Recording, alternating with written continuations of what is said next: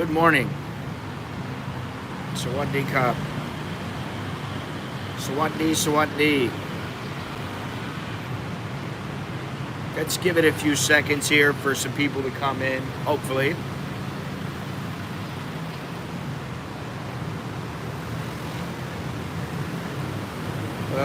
Let's see here. As of 8:51, it is 82 degrees Fahrenheit. Low of 75, high of 93. Right now it feels like 90, and it does feel really hot right now. It's not like the other day. 70% humidity, 0% chance of rain, and the wind is only blowing at 2 miles an hour, which is nothing. And it's a reason why it's hot. Hey, how's it going, Drake? Air quality index 153. So I can't see the rest of it. Visibility 1.5. The Thai baht went up to 31.75 last night. I need my glasses. Right now it's 31.5877. Sabay my cup. Sabay. Well, I'm okay. That's all I'm gonna say. I'm okay.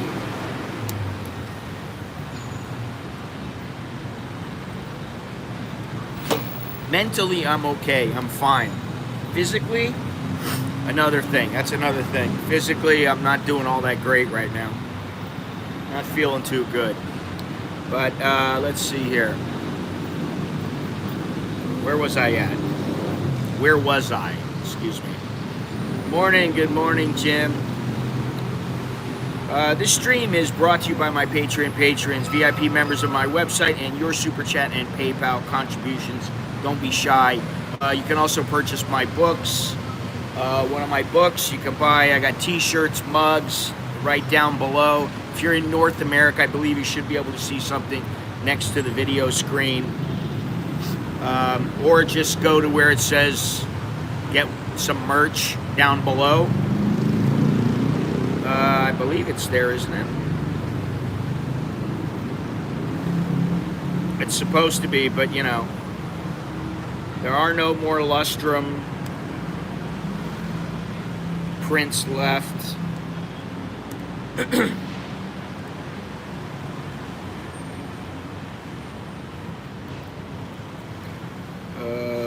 Purchase. Here we go.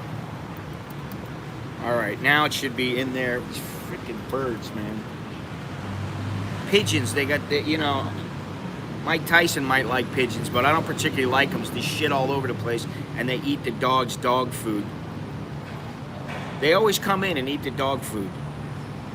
You know, they just swoop in. The dog's laying there like dogs do, lazy, just, you know, sleeping. And the birds fly in, and then they start picking at his food. And he doesn't care. He just, oh, I'll get more. You know, or he's full, so he just doesn't mind it. But, you know, we get like 10 pigeons coming in. We got to shoo them out all the time. I'm not a huge bird fan. I mean, I don't want to kill the little guys or anything like that. I'm not like that kind of a person where I need to shoot them all with a BB gun. But I'm not a huge bird fan. I like big birds. You know, I don't know how I'm getting on this subject so quickly. I didn't mean to get on the birds, but I do like, you know, hawks, eagles. I've seen the bald eagle in Alaska before, and a couple other types of birds there, and also some cool birds here.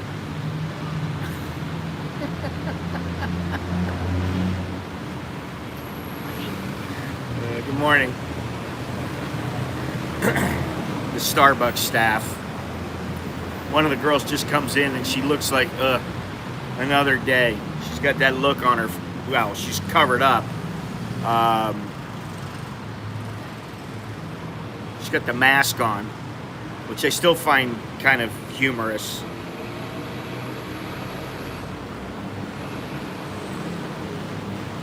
But anyway, yeah, enough about the birds.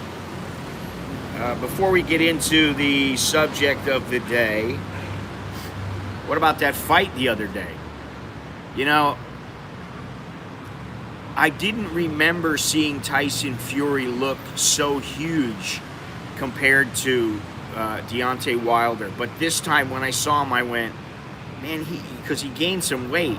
Both of them gained some weight. And I just thought, man, he is massive. He's massive. Nobody's going to beat that guy in the near future if he's got his head on straight. And I picked Wilder. I thought, hey, listen, Wilder, he's smart enough where he knows he's not a great boxer, but he can set it up. But he's got Mark Breland in his corner. He's got a good corner.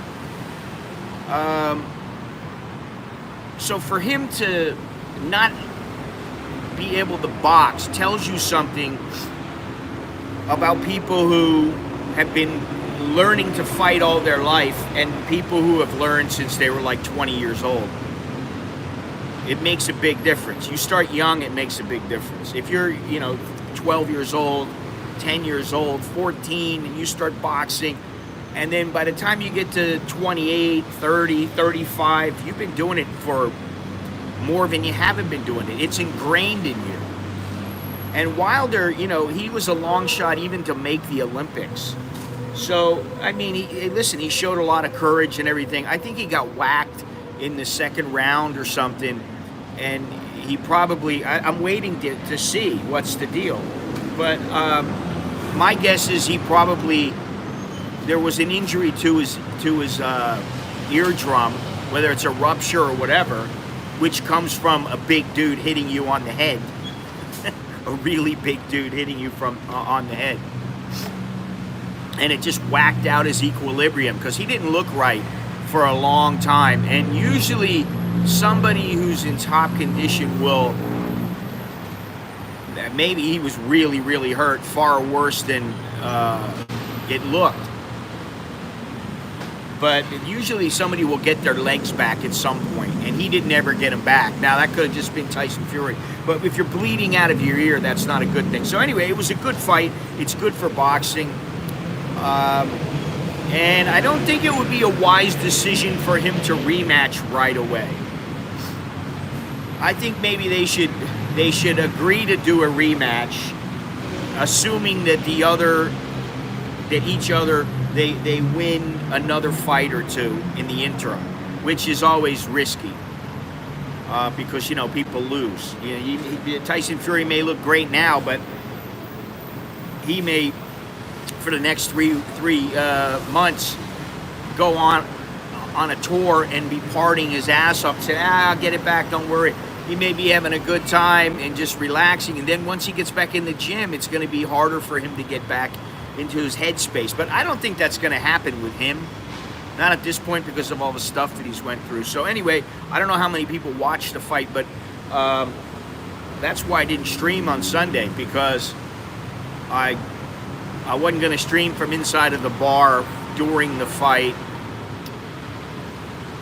and I didn't want to miss the fight. And I don't watch all that many fights anymore.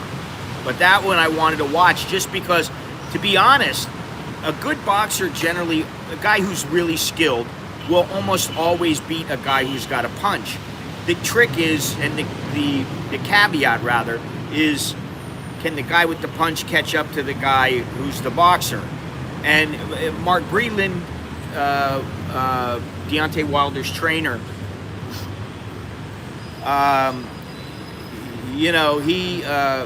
he had some tough fights and he had some good wins. He was a very good boxer and he could bang a little bit. And he fought Aaron Davis. And I think it was Aaron Davis's eye was swollen shut. And it was like, you don't know what's going to happen. You're like looking at this going, how can this guy? And all of a sudden he lands a big overhand right. Boom. Breland went down. That was the end of the fight. It was completely over. One shot, he's out. And anytime you can knock out a guy with one punch, then you must have a little bit of power. And you must know how to throw a punch. Either that or the guy's got a glass chin. And Breland didn't have a great chin. But anyway. Now, today's topic, why do so many tourists fall in love with Thai women? Yeah. Why do they? I was wondering that the other day. You know, and there's all these reasons. You know, there's horniness, of course. But when men and women are in their youthful prime, whether falling in love or in lust, it's considered natural. You know, you get a guy and he's like 75 years old and he's got a little 25-year-old and he's going, I'm so in love. Oh, that's a little different. People view it differently. It is human, it's natural, blah, blah, blah. Perhaps the person thinks that they see something in the other person. They want to see something. They see that, oh, this girl's really a good girl. Or this guy, he's really a nice, he's an asshole, but he really deep down has got a great heart, that kind of thing.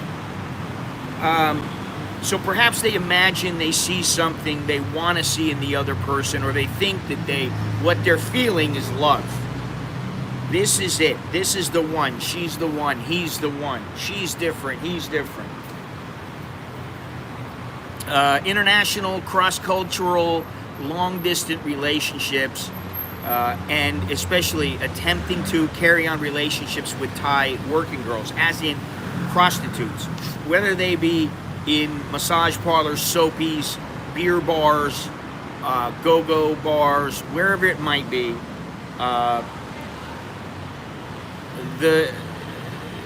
There's a reason why, or there are reasons why that contribute to this, but these are all problematic. All these kind of relationships are problematic.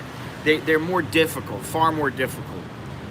That's the one binding theme. But the number one rule for men coming to Thailand is and always has been, do not get emotionally involved with bar girls. You have fun, you have you party, you have sex until you can't, and you just don't let your heart get involved.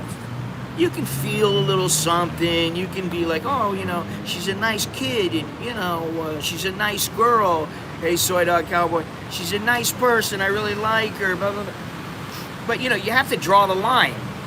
You know, it's like some chick's walking down the street and she's a hooker in San Francisco or New York or somewhere, and she's like, hey buddy, you know, listen, I only need $5, and you know, $5 will go a long ways for me. And you know, you can tell she's on rough times, she's beat up, you know, literally and figuratively, and you know, you go, here, I feel a little something for you. It's $5, honey. If it makes your life better, you know, thank you very much, Dre, appreciate that. If it makes your life better, but what's $5? You know, really. You help somebody, for all you know, it could be your last meal. But the rules of the game, in the old days, like when I first came over here, the rules of the game, thank you very, thank you, Soy Dog Cowboy. I've got my, I was going to say, you know, $4, you put there, it's coffee. I laugh because it's almost like, nowadays, if you're at Starbucks, $4, let me think. I was gonna get a cappuccino. I don't know why I didn't. I wanted to get a cappuccino because, you know, it's a better value than the espresso, in my opinion. But $4 almost doesn't buy you a coffee anymore unless you're going to a Thai establishment. You come to a place like this, forget about it. If I was drinking cappuccino, I think they're 145 or 160 baht. So that's 150 is $5. So, you know, it's crazy, the prices here. Don't get me started on Starbucks. But anyway, in the old days, the rules of the game were learned, and they were spread by word of mouth, you know, through friends, through expats.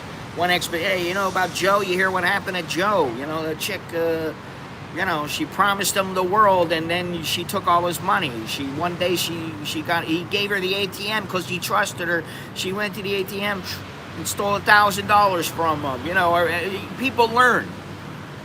They learn from word of mouth. Thank you very much, Uber. I really appreciate that. Uber Gibbert. That helps. Every little bit helps, believe me. But anyway, let's just continue here. because I've got notes today, so I'm a little better prepared. Although I'm half asleep and I feel like shit. To be honest, I feel like shit today. I'm not gonna get into it, but I don't feel very good. Yeah, in the old days, you know, things were spread by word of mouth. You just learned. You either learned or you got ripped off, or you got ripped off and then you learned, or you kept getting ripped off. Which happened to a lot of people. And the funniest thing, one time I heard this guy say to me, he was an old guy, he'd been here for, I don't know, 15, 20 years. He's about 65 at the time. And I asked him, I said, so, you know, we were just talking, and I said, so what's the deal, dude? You know, you got an old lady or something? Or just passing conversation. He's an American guy. He says, you know what, at my age, he goes, I don't want to deal with them, and I don't want to put them through what they'll have to go through with me. And I was like, hey man, you can't say it any better than that, you know. But nowadays, the internet has forums and chat rooms, and they basically, you know, I mean, even somebody like me, you instruct the person step by step what they can do and what they can't do. And if they're that stupid and they fall prey, what are you gonna do? You know, I mean, you know, the saying goes, you can lead a horse to water, but you can't make him drink.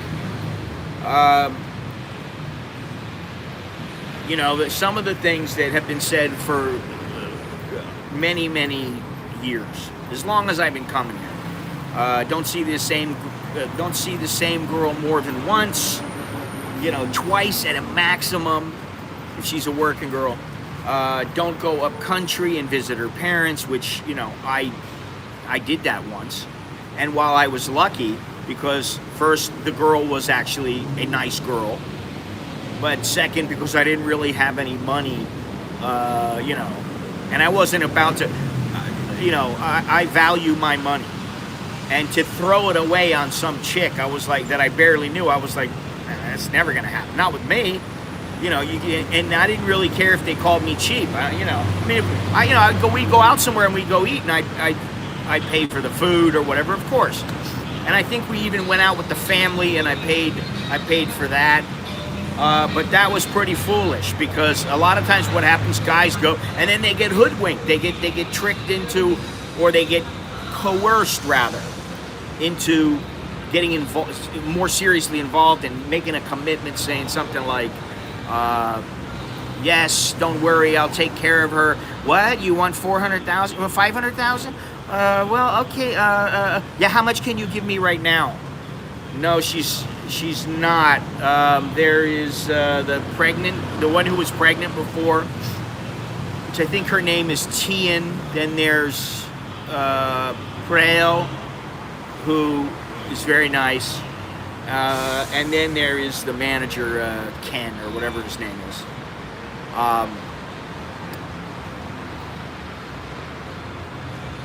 My guy's walking up on me right here. Now, you know, something they did here, they took a couple of the tables out. I don't know what they did with them. Maybe they're using them somewhere else. But the tables are like really far apart now.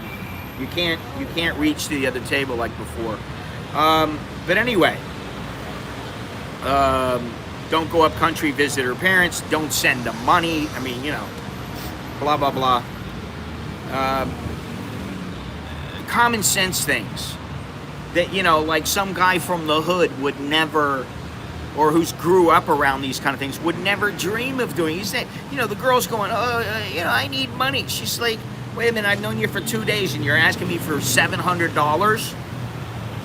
You know, well, I'm sorry, honey. Listen, I tell you what, once you give me the $700 and I'll pay you back.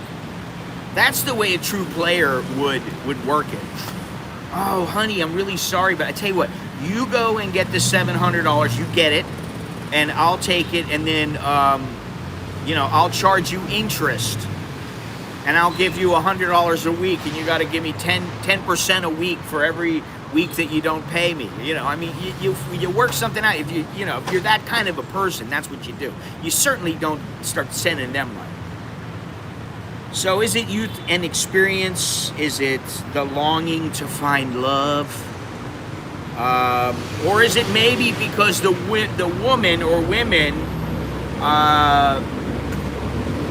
I think a lot of guys feel like the women or the woman that they're involved with are out of reach, and they're nothing like the women they would get back home. Which, okay, I can see that too, but that comes with, again, that comes with an addendum. And that addendum is, you damn sure better be able to pay your way.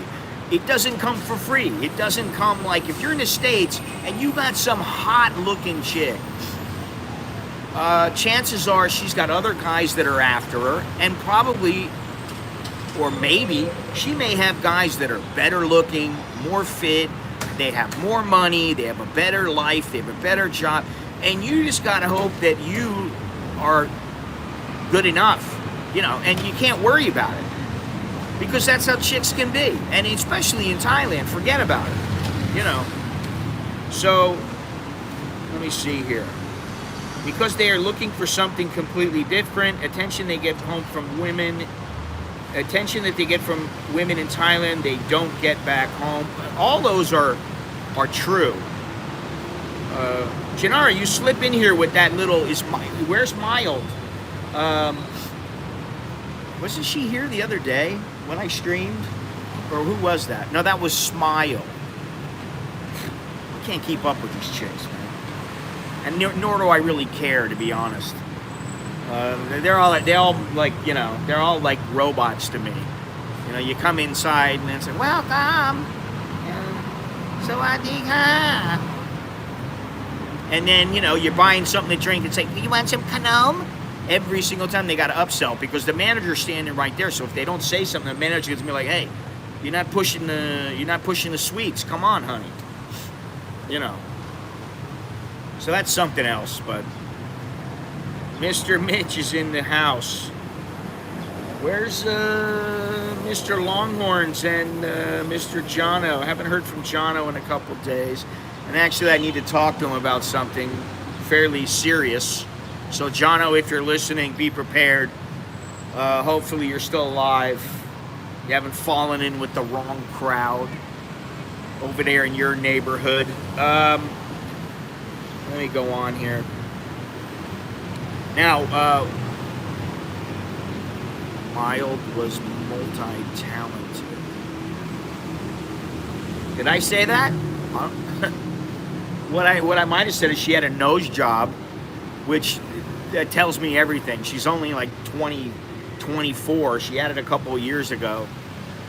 I can't believe her nose. You know, see, to me, that just reeks of insecurity. It's, you know, and the other thing, one thing that, and I'll say this, I don't particularly like it. I guess it goes with a lot of women, but there's always that, in Thailand, it's always, you know, so am I, so am I, so am I, is she beautiful, is she beautiful, is she beautiful? And it's like, you're damned if you do and you're damned if you don't. Oh, you set me up for that one, Gennaro.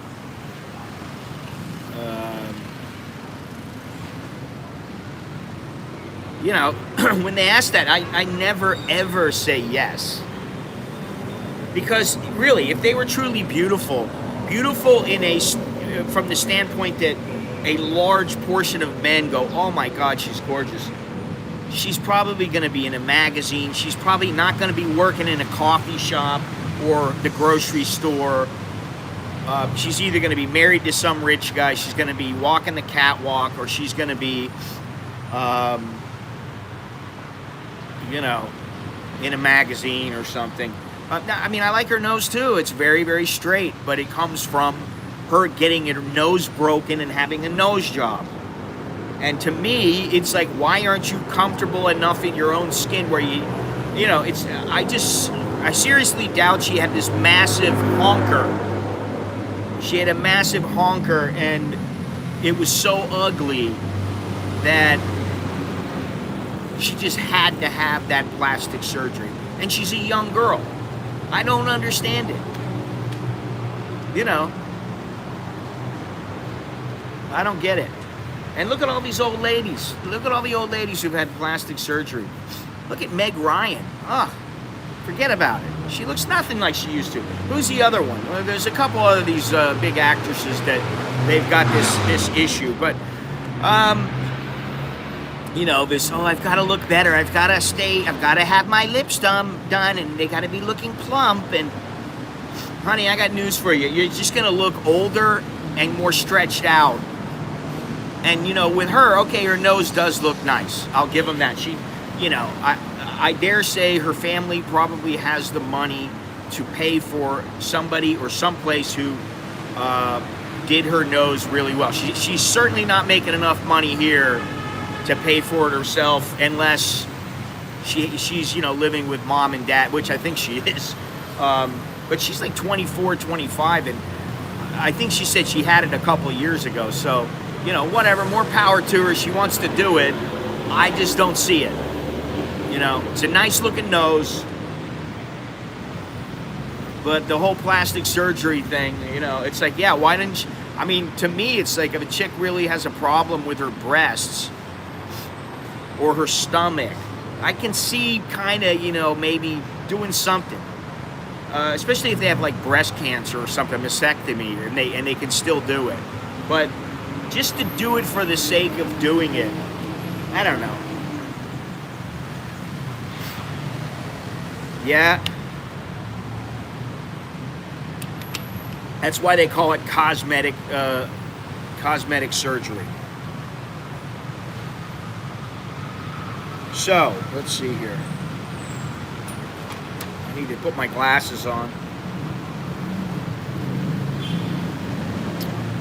Yeah, most men are not like staring at the nose. They're staring, you know, they might be staring at the girl's face, but then eventually they look down a little bit, you know, and check everything else out. Now, the one, Jono, there you are. Jono, just so you know, I need to call you after the stream. I got something to talk to you about, and it's a little serious. I need an older man to talk to.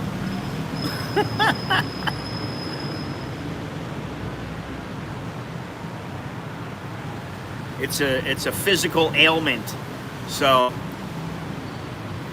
but the one thing is that there is an external obstacle. There's an obstacle that men cannot control. Okay? Yes, Thai women are exotic. Oh, they're sexy. Yes, you know. And I think one big thing is that, comparatively speaking, when we come here, Thai women are not boring like many Western women are. Now, if there's a Western woman and she's smoking hot and she's cute and she's got a lot going on in her life and she's a cool chick, I don't think that there's that much of a difference. In fact, I dare say some guys wouldn't have any problem going after her. But if you know, you're used to, you go out and you know, you got some chick and she's 40 or 50 pounds overweight and she's your age, you know, you've got divorced and you're 45 and she's 44 and she's got 3 kids and a load of baggage, literally and figuratively, physically. And then you go over to Thailand and you see some girl who's 25 and you go, wow, she doesn't have any kids, she's beautiful, yada, yada, yada. And then the next thing you know, the guy's going, oh my God, I'm in love. This, to me, this tends to happen from what I've seen, from my experience, from what I know, from what I've seen, from what guys have told me. It generally happens to guys around 40 and under. Maybe 45, but by around 40, 45, most guys are smart enough. They've already learned. They already know, hey, these are the rules of the game. And the rules of the game now are all over the internet. They're everywhere.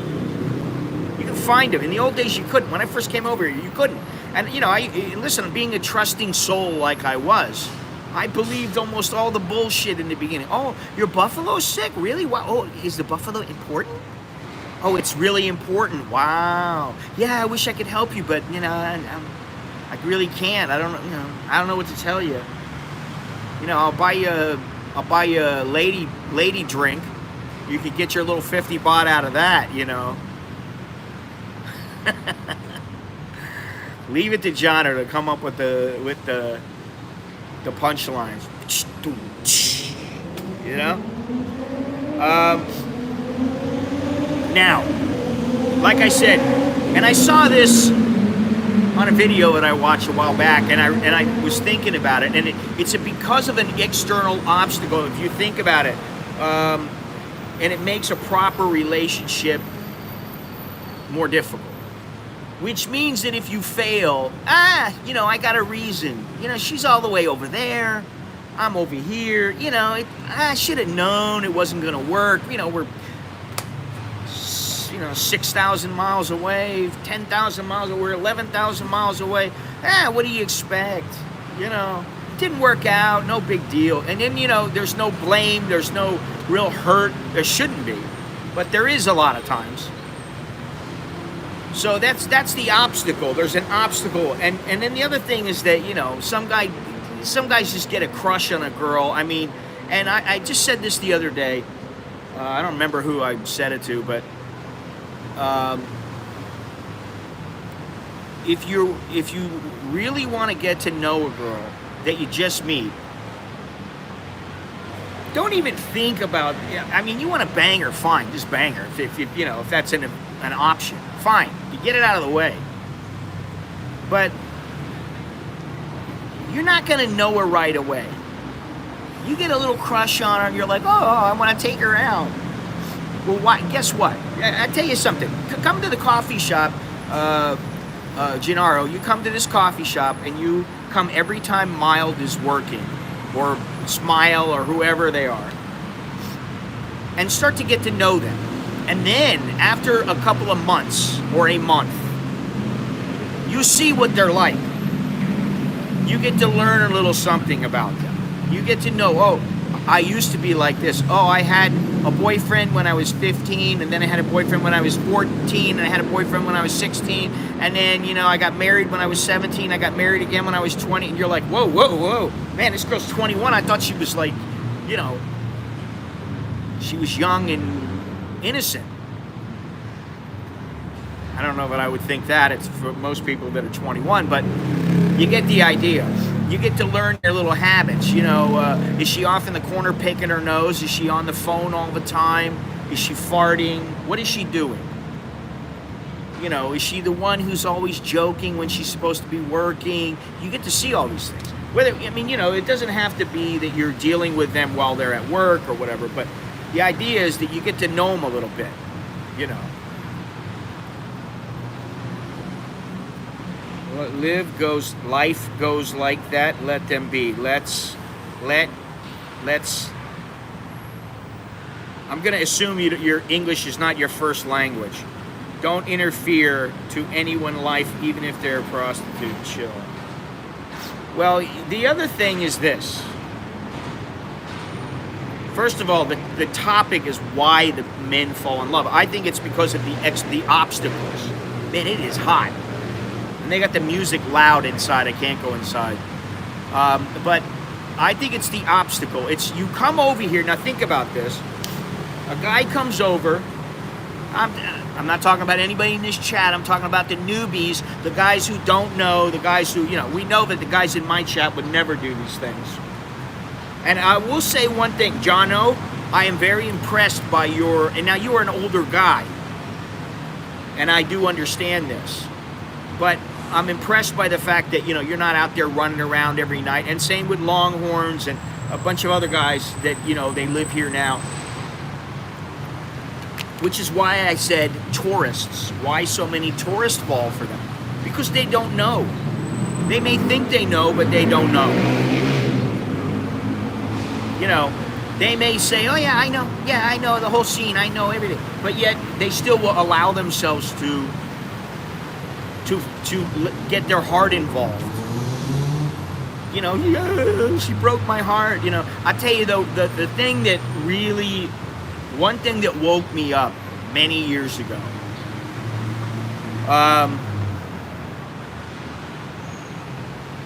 well, that is the white knight / Captain Save-A-Ho syndrome that you're speaking of.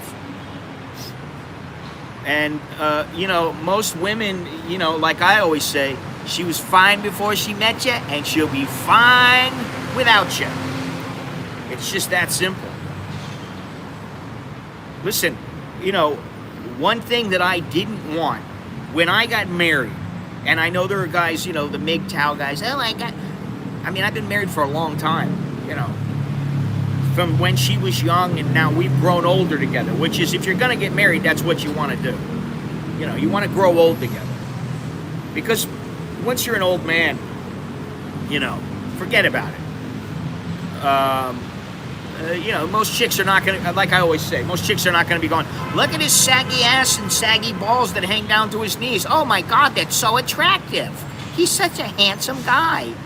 And I really love banging him. No, that's not how it works. You know. Well, you know, that is the other thing. Okay, but let me just stick to with why the tourists they fall in love. Let me go through my notes here, because my memory is not that good because I'm, you know, getting old.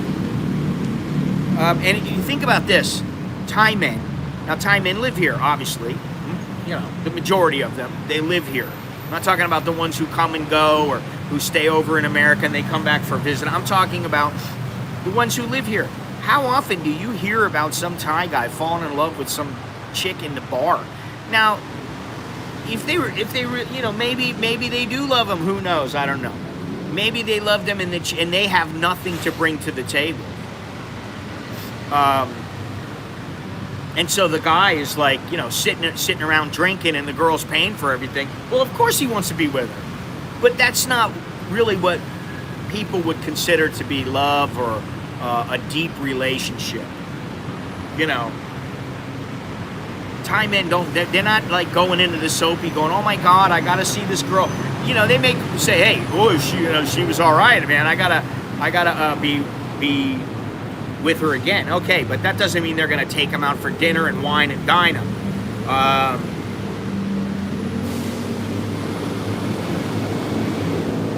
So, you know, that's the thing.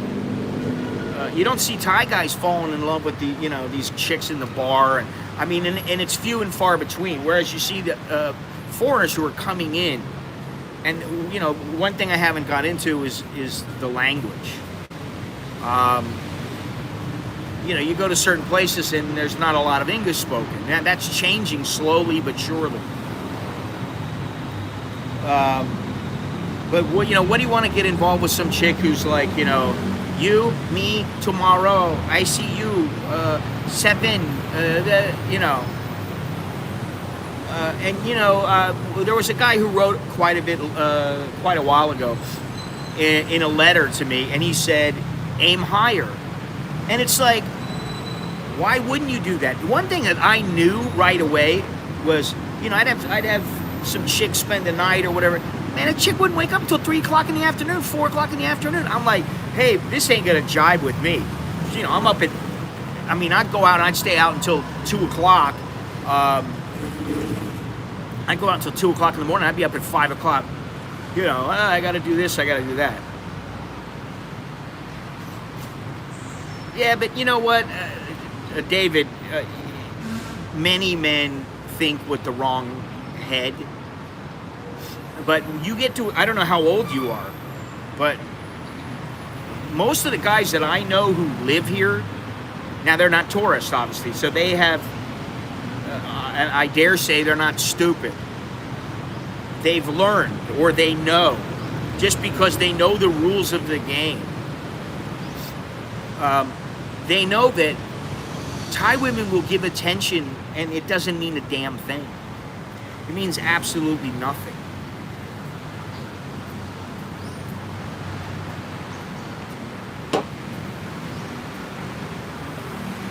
You know, still to this day, once in a while, some girl will say, oh, you're so handsome.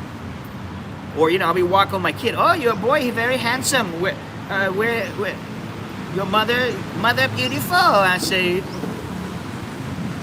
what are you looking at here? You think I'm butt ugly or something? I'm like, there was a time when I was, you know, moderately handsome. You know, I was a decent looking guy. Give me a break. But sometimes it's just a bunch of BS. You know, it's like you know, I know if I'm going to the phone shop or something like that, and I'm gonna get film on my phone, or I'm gonna get, I'm gonna get a new battery or something, or a new charger or whatever it might be, I know that, it's like, oh, you lovely, oh, you have Thai wife, oh, she lucky lady, oh, you lovely, and in my head I'm just thinking, yeah, okay, that's great. And yeah, and you're sexy, you got big tits, and once I'm done with you, I won't want you anymore. Because if you're doing that to me, you're doing that to everybody. She's probably doing it to everybody. I wonder what my life would be like growing old with my life on Corn Island. Draw that conclusion, I'd be miserable. So would she. Well, you know what they say, man, life's a roller coaster. And I forget what it is. It's some Chinese thing or something, which pains me to say, but it's something about, your, I don't know, your moods matching up, where on a day that you're in a great mood, she's in a great mood also, and everything aligns, and the majority of time you align. Now, what I can say is that when I was watching the fight the other day, my buddy Scott came and watched the fight with me. And he came in, and he's sitting there, and he's a grumpy old man like me. Well, that's true, Gennaro. He's an old man like me, He's getting up there. I've known him. He's I think he's the second person that I met when I came to Thailand. And he's been here 25 years. And we're sitting there, and this girl comes up. Not the greatest looking, but she was cute. Nice looking girl, nice body. She's probably about 27, 28, maybe 30. But she looked good. She's a nice looking girl. And she came up, and she just very loudly said, "Awalaika," like really loud. And he just went, huh, like that, jumped back. She's like, "Awalaika," and he was like, "Oh shit!" And I looked and I went, "Oh," and then we were both like, "Oh man!" And it turned out, she may have just been talking to somebody next to us. And she didn't really know because, there's a lot of screens playing and stuff. And maybe she just accidentally did that, because when she came back a little bit after, she wasn't quite that loud. But we were like, oh, Jesus. And both of us were like, man, you know what? She's cute and everything, but I don't think that, I think I'd get I would get irritated extremely quickly with this one.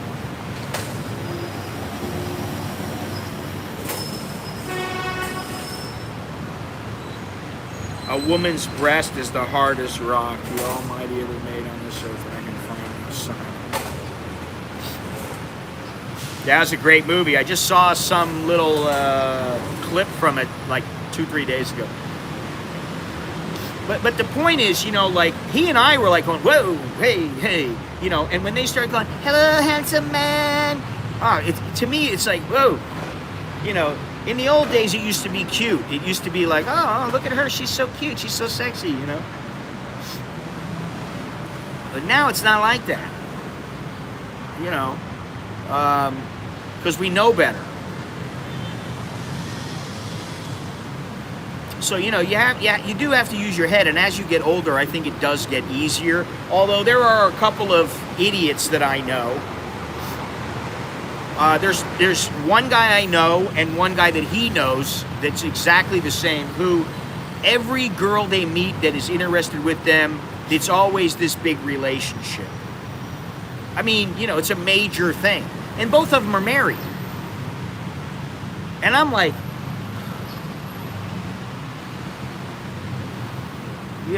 listen, you want to have your fun on the side, that's one thing. But it's a major relationship. What's grinding my gears today? I got a lot of things grinding my gears. Stewie. I'm going to have to watch that show. I've watched a few episodes of it, and I need to watch it. I like what grinds my balls.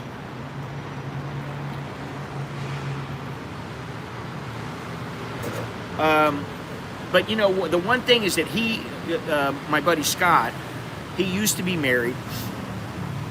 Well, actually, he still is married, but he's not with her. But they have a good relationship, and she's somewhat quiet. She's not as quiet as my wife. My wife is pretty quiet most of the time. And I'd say about I like the 80-20 rule because it really does apply quite often. But 80% of the time, it's beautiful. She's not bugging me all the time. She's not sending me messages expecting me to pick up the phone every second, you know. And even in the beginning, she's a little pushy in the beginning. But once we got everything, you know, everything settles. If you can last long enough to learn about each other and to understand that, you know, it pays to just let each other be. Just let her be. And you know, what's so funny is my kids now, they're the ones who, they call her on everything. If she doesn't do something, I just go to them, I go, just leave her alone. Don't worry about it. Just leave her alone, leave her alone. And then, you know, when she comes home or whatever and they see her, they'll be like, why'd you do that for? Well, how come you didn't do this? And she'll be like, what? And they'll be like shaking their head at her. And that has more weight than I do. Carries more weight behind it than I do.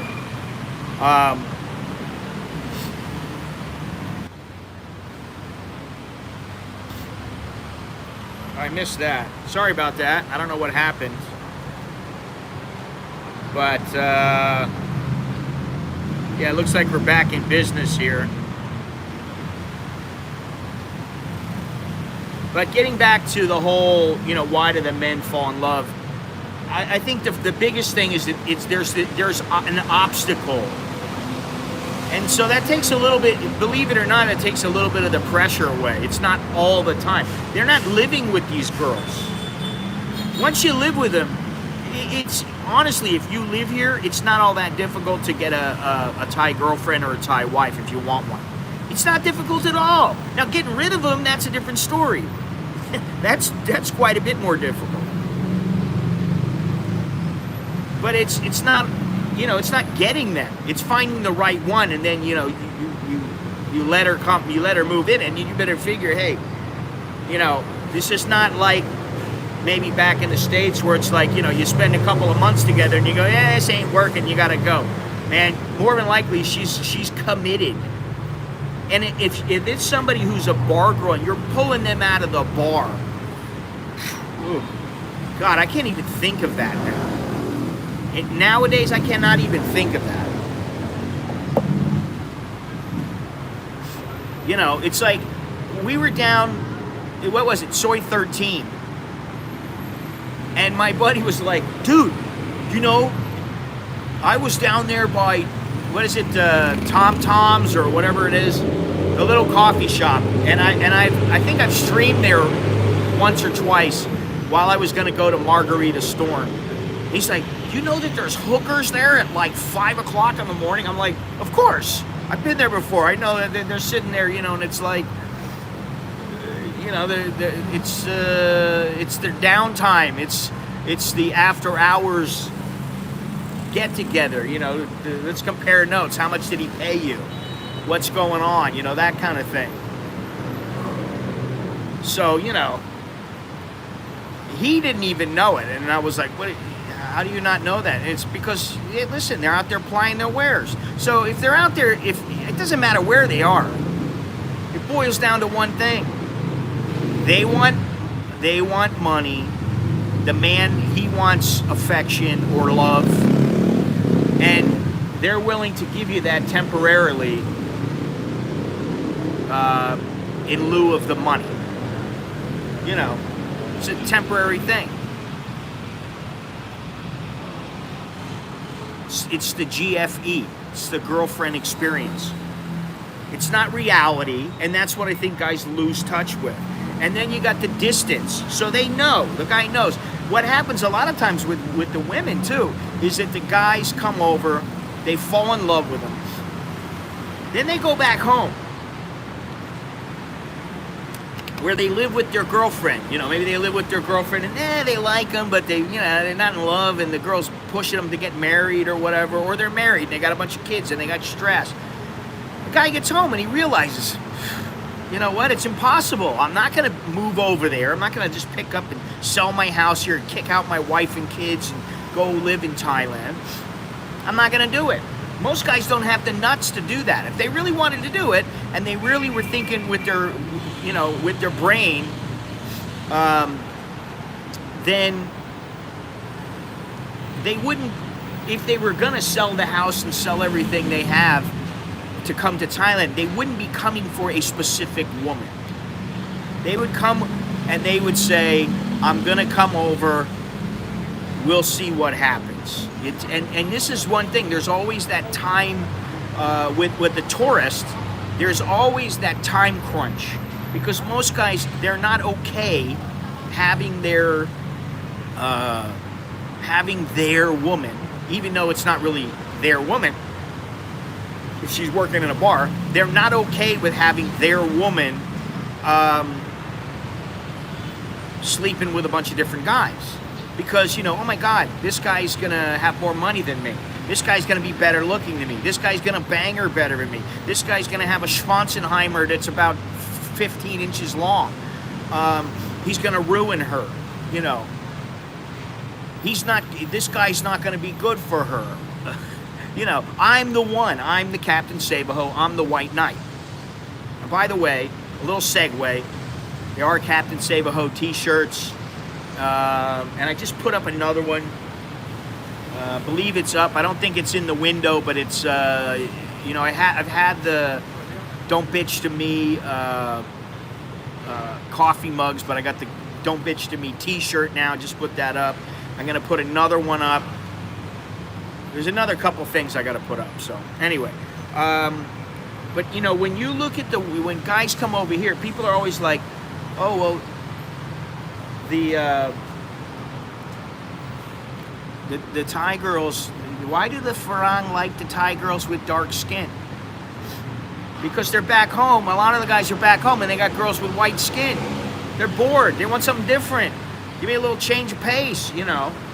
And sometimes it's, you know, the girls are a little off-white. They're cream colored. They're yellow. They're brown. They're even, you know, dark brown, almost black. And some guys are like into that, you know. And then it's also the proximity. They're there, if they're here for a month and they're hanging out, they meet a chick in week 1 and they decide, oh, I really like this girl. I'm gonna hang out with her for the next couple weeks, and things are great. And you know, man, the sex is fantastic. She's beautiful. Oh, and she's so sweet. Let me just tell you one thing. I'll tell you how Thai women can be.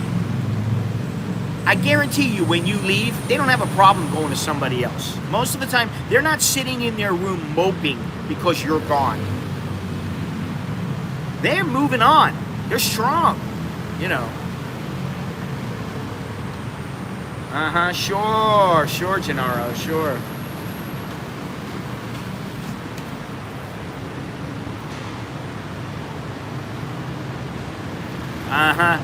Now we know the real reason for coming over here. Not that there's anything wrong with that. That floats your boat, you know, I mean, whatever. Whoever it... Yeah, I don't get that whole thing. Let's not even go there. Because we're saying Thai women.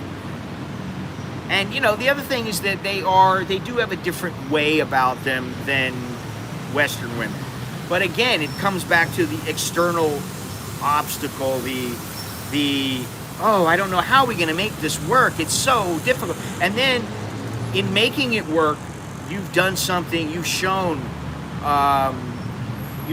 just how much in love you are with each other. Oh, we waited for months and months. We even waited for years. And my girl was faithful, and I was faithful, and we called each other every day. And this is what love is. No, love is not always that. Love could be, you know, you meet some chick in, you know, in the in the grocery store and you say hello and you get her number and you call her up and then you go out for coffee and you don't talk to her for a couple of months and then you talk to her again and then next thing you know, you go, hey, you know, we got a little something going on. And that's it. It's over. But what I also say is for guys, especially tourists. Yeah, exactly. Especially tourists, and you guys who watch on a regular basis have heard me say this.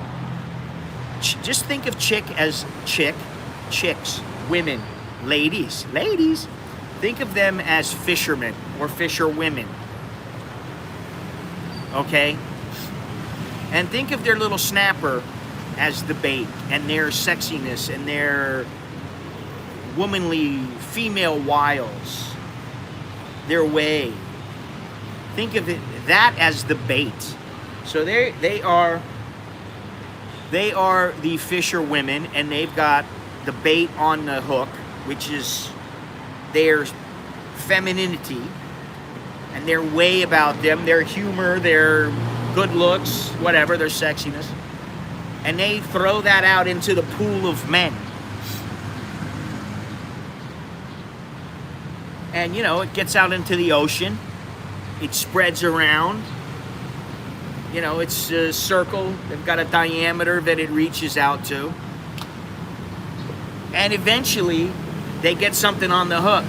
Now, they may reel it in and they see it and they go, too small. They throw it back. Oh, this one, no good. They throw it back. Ooh, this one's really ugly. They throw it back. Ah, this one's perfect. They reel it in. Right? They reel it in. They bring it into the boat. Now they've got it. They've hooked you. You're in the boat. They caught you. After about 3 months, or in the case of being a fish, it might be 3 minutes, 3 hours. You're dead. That's it. You're done. Well, with women, after a couple of months, you're hooked. You're used to it. You know, you're used to the way she moves her left leg, the way that she, you know, jumps on top of you, the way she kisses you, the way she talks to you, the way she calls you and whispers to you, or the way she texts you, whatever it might be. You get used to it. She gets used to you. And then the next thing you know, you become one. She takes in the bait. You are now be part of her and she is part of you. You know, that's about the size of it, you know.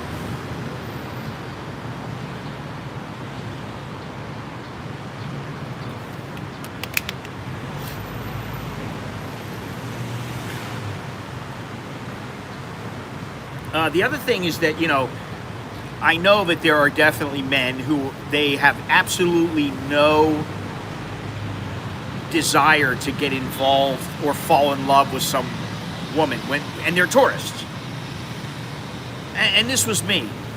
I really didn't have desire to fall in love. I like the little mini relationships, the little mini, you know, oh yes, you're so beautiful. Yeah, you're so handsome. You're so cute. Oh yeah. Yeah. All right. Yeah, I never liked any of that shit. Because then the next thing I know, I'm like, oh yeah, I love you too. What? Love you? I rub you too. No, I don't want to say I rub you. I forgot what I was going to say. Oh, here it is. I got the notes. See, I can refer to the notes. But you know, you come over here and you get these little mini relationships, whether they are a one hit or it's, you know, you see one and then you see another one and then down the road you see another one and then, you know, you see another one and you go back to one and you got all these little things going on. They're like, it's a self-defense mechanism. You got all these little quickies going on where there's absolutely no chance you're going to form a long-term relationship. So you have no chance of, you don't have to worry about, you know, some chick setting her hooks in and she's over every night and, you know, you're like, what are we going to do tonight, honey? I don't know. Well, what do you want to do? Well, I don't know. What do you want to do? There's none of that stuff, you know. Are you okay, or up to you? I never hear that up to you from my wife. I don't hear that shit from her. She'll say whatever. Whatever you want to do. She does say that sometimes, but she doesn't say up to you. You know, listen, not many, I don't hear very many,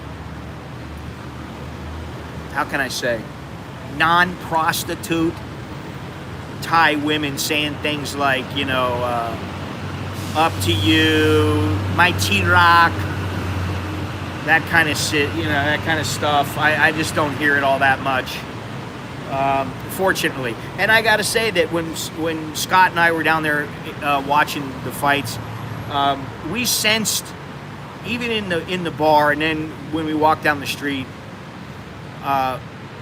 there were a couple times when we saw some things and we were just like, oh, please no. You know, you got some guy, he's like 65 years old and he's with some little, she looks like she's 16.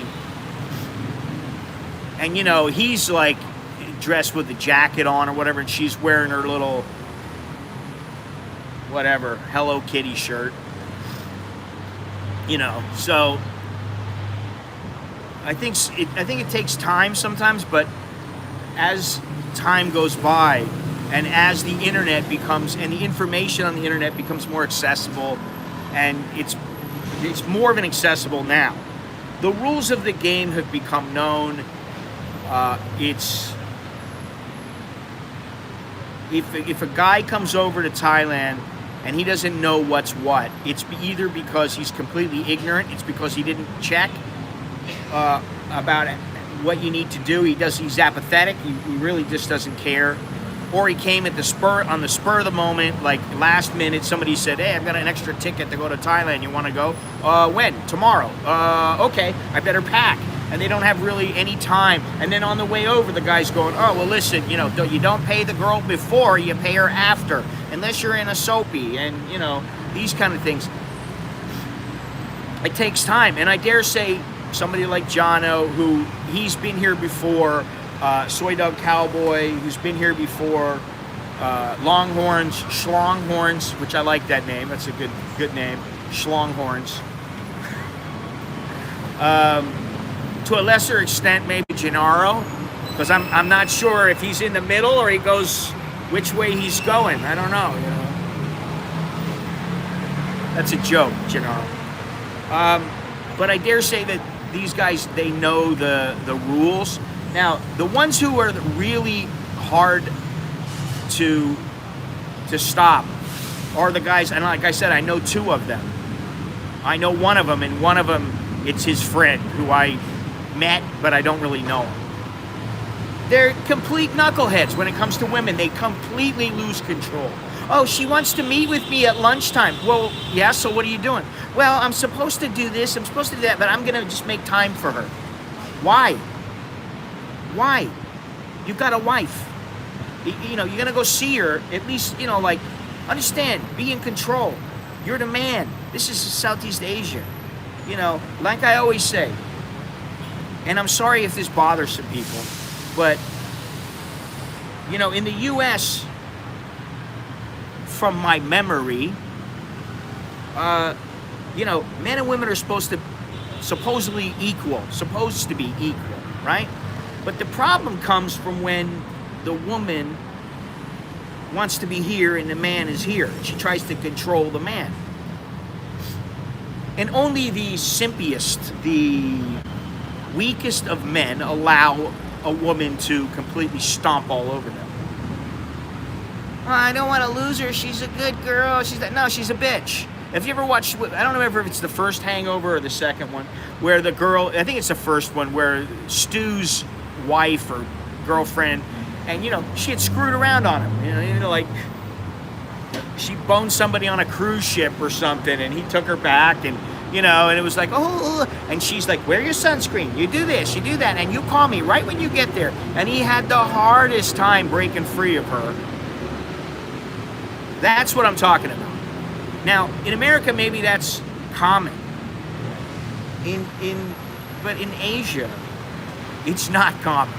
It's the man is here, the woman is here, or they're equal. Which I have no problem with being equal. I don't think I should be, above anybody. I think I'm the same. But there are things that she should defer to me about, and there are things I should defer to her.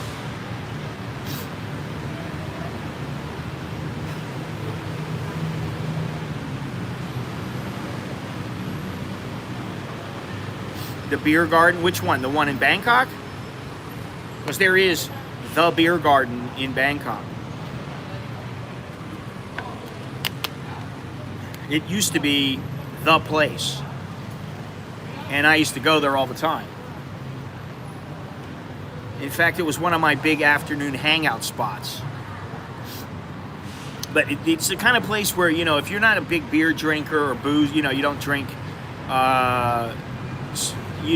booze, you're gonna be drinking lots of Red Bull and soda and stuff like that. So, you don't go there necessarily for the drinks.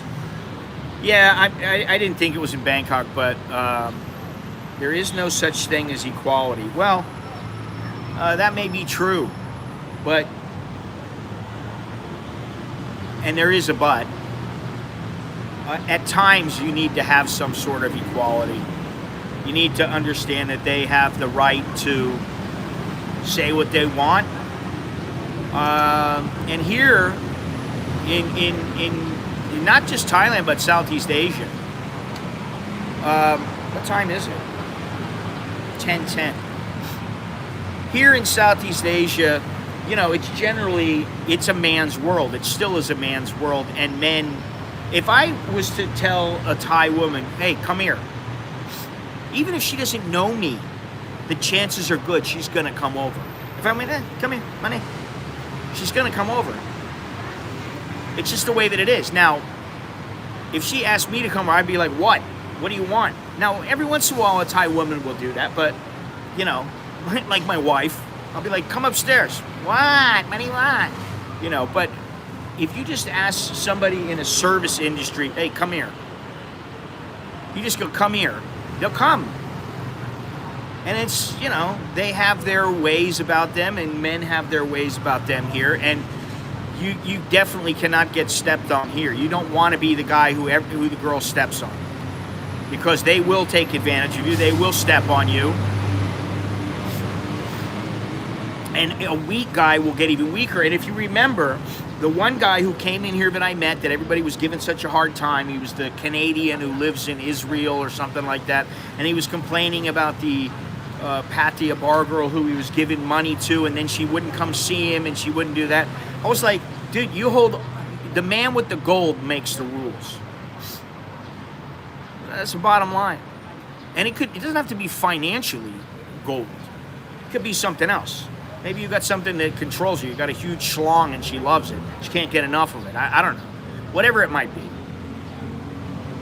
But, with that guy, I was like, I tried to tell him and he didn't want to listen. He's in love. The guy's in love.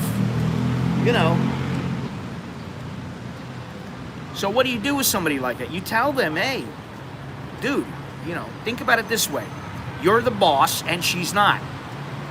Whether they like it or not. And that's one reason, if you ever let like a taxi driver or a tuk-tuk driver or a moto driver talk down to you, why would you let them do that? You don't let them do that. Because I guarantee you in Thai society, if some well-off Thai man was in a taxi and the Thai driver started giving him a hard time, I'm not saying he would go and beat the guy up or anything, or that he would do something to the guy, but he certainly wouldn't give him a tip. He's not going to allow that. And, I gave the example quite some time ago about when I was in the airport down in the south, and I'm sitting there, and there's a bunch of people in the back. And I'm sitting at this table waiting for my food, and there's quite a few people in the back, staff, and there's a guy, he walks in, well-dressed Thai guy, the usual. He's got the blue jeans on, nice shoes like boots, he's got a nice, a cowboy shirt on, and he's got the, you could tell, he was a guy, he prided himself on showing that he has a little money, and that he's well off. And if you've been here a while, you know what I'm talking about. When they got the certain kind of jeans on and the belt and all that kind of stuff, that's what they're doing. So he sits down, and after a while, I hadn't been served, and I'm starting to get pissed. Man, by the time he beat me to it, and he came in after me, he slammed his fist down on the table, and he's like, really giving it to him, going, hey, you got nobody in this place. There's really nobody in here, and you can't help the customers. What are you doing? What's your job? He just laid into him. And they were like, ka. They knew they were in a place where this guy was talking down to him, not only because he was higher in status in society, which I don't always agree with, but because he was the customer. And they are working for him. And they ended up serving both of us rather quickly. Average guy wants to come home, get a beer, dinner, BJ, TV remote, and otherwise silence. Well, yeah, I guess it depends, There's times when I want complete silence. Yeah, that's true. That's true. I was watching a show last night, and the lady says, well, my daughter's in school and she's doing really well. I'm sure she'll do very well. Yeah, but does she have a boyfriend? Well, she's got a boyfriend, but she doesn't really care. She doesn't really care all that. It's nothing serious. Oh, I guess that's good, but and the mother said she's not going to have to rely on a man. She's smart enough she can rely on herself.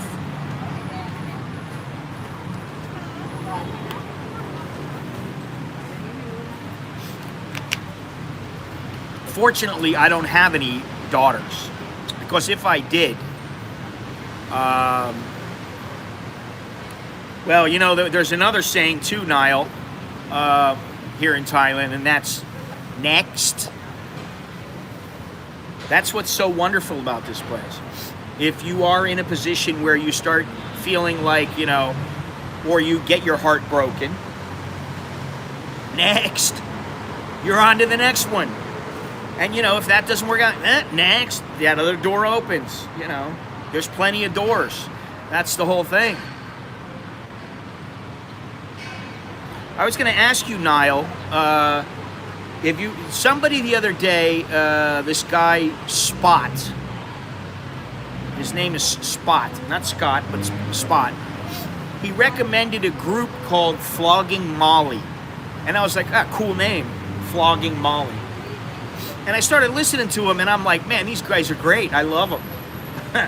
They're fantastic. The worst day since, what is it? It's the worst day since yesterday, and life is good. Those are the songs I like. But I'm starting to get into the whole Irish music now. I'm feeling the urge to go to Ireland for some reason. I don't know why. Maybe that's on the cards. Maybe if I can't get to someplace in Africa this year, I'll go to Ireland instead. I don't know. I'm still working on things, though, but I'm wondering if you heard of them, but they're I think they're based out of Boston now or whatever. But they I guess their singer or somebody was Irish.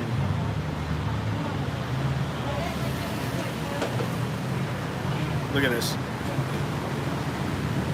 These are the old people that just walked by. They're like staring at me, smiling. Oh, look, he's on TV, honey. Oh, it's freezing between October to March. Well, that might not be a bad thing, to be honest. I don't know. I'm just giving it some cursory thought, but I'm getting into the Irish music quite a bit more now. Spanking Willie. I did actually hear of spanking somebody, but I don't know if it was Spanking Willie. Let me take a look here.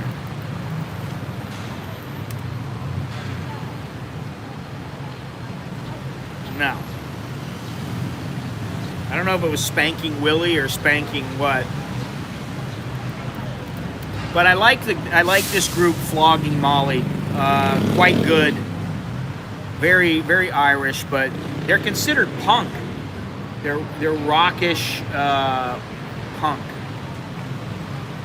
Oh, Jesus Christ! I see the Adam's apple on that one. I don't see this Spanking Willie. No, there is a Spanking something. I forget the name of it. Not Spanking Willie, but Spanking.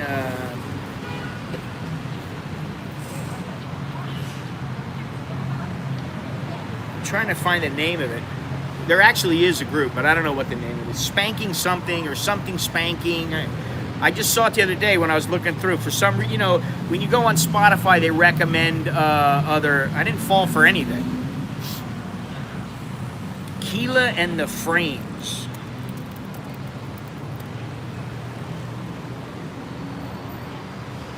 Keela and the Frames. I don't see anything.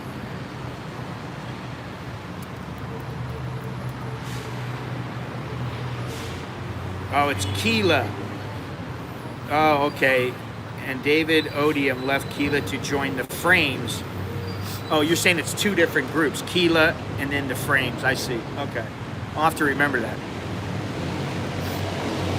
The Irish have always put out good music. I mean, they, you know, and I don't particularly like a lot of U2 songs, but, you know, I like the Pogues, I like the Cranberries, I like the Corrs, I like Flogging Molly. I got a list of them. I like the Dubliners. Gennaro, don't try it twice. Don't try it twice. You go to the well two times too often. There is a group, something like Spanking Fire, or I forget what it is. I'll have to look it up.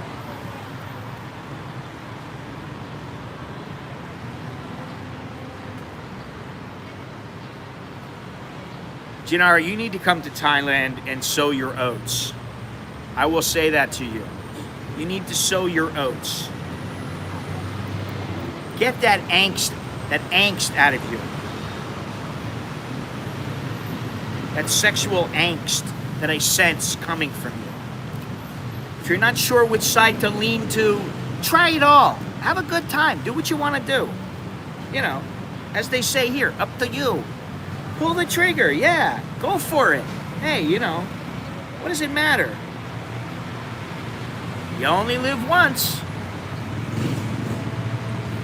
I'll tell you what, that is something that if you are going to be here, the Singer with the Frames is in the movie The Commitments, and let's see, The Commitments was great, funny as fuck. Yeah, I remember that movie vaguely, but I do remember it was a good movie. It's a classic.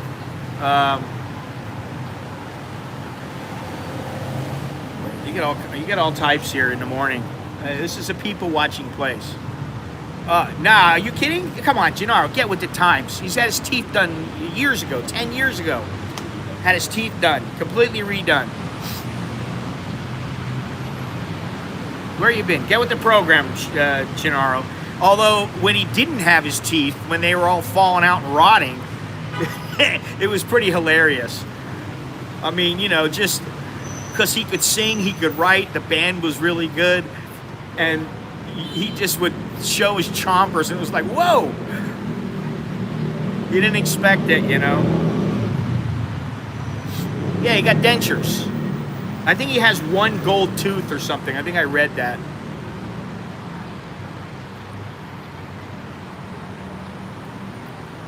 Yeah, that's a classic movie. Let me see here, my notes, if I missed anything.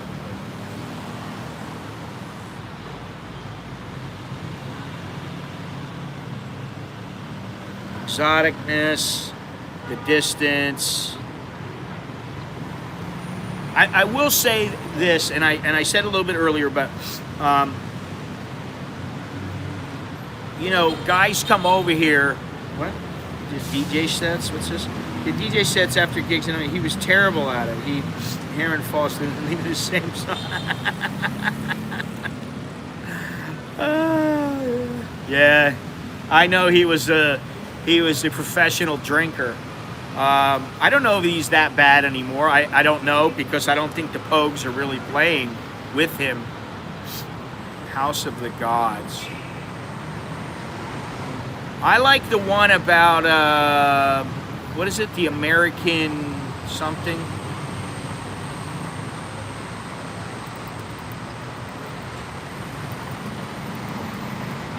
I mean, I like a lot of their songs, but Body of an American. Yeah. Yeah.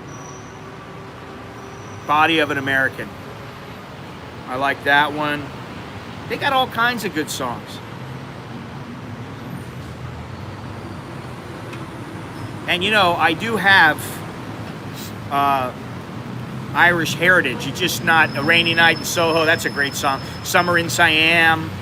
I like Summer in Siam for obvious reasons.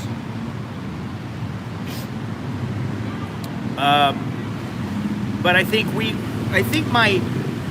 I have to see again. I have it somewhere on my computer or one of my external hard drives, but my mother and I did some checking into our background, you know. And she's done even more since this is a couple years ago. She's done even more, and one of the things we found out was that in like 1856 or something, our family came over and we went to, I think it was originally Kentucky, or I think it was Ohio or Kentucky, and then they migrated down towards Florida. But that's when we came from. But so it's, you know, this is too many generations for me. I mean, I couldn't go to Ireland and just say, okay, well, my grandmother was Irish, so I want to become Irish. I couldn't do anything like that. I'd have to do it the same way as everybody else, which you got to prove it. You know, you got to take time there, and makes a hard man humble. I don't know. Like I said, you learn the rules of the game and everything changes. You come here, you don't know the rules of the game. It's like, you know, maybe playing Yahtzee for the first time. You play Yahtzee for the first few times and you don't really know how to play it, and you're like, oh wow, this is a cool game. Or Monopoly. Once you really learn it and everything, then it's kind of like, eh. Yeah, all right, that sounds good. Sure, why not? But you know, I did say my mother's gone there before, and I know she went to Dublin, and I think she went to, well, I know she went to Dingle. Is Dingle in Kerry? Is that where it is?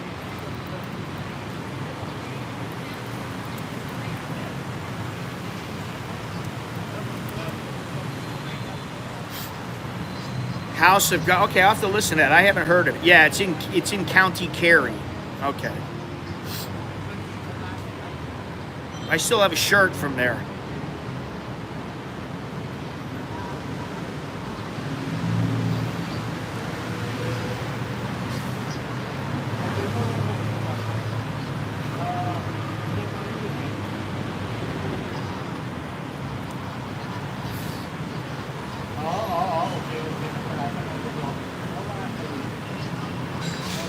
Get my kicks above the waistline. Waistline, sunshine. What is this?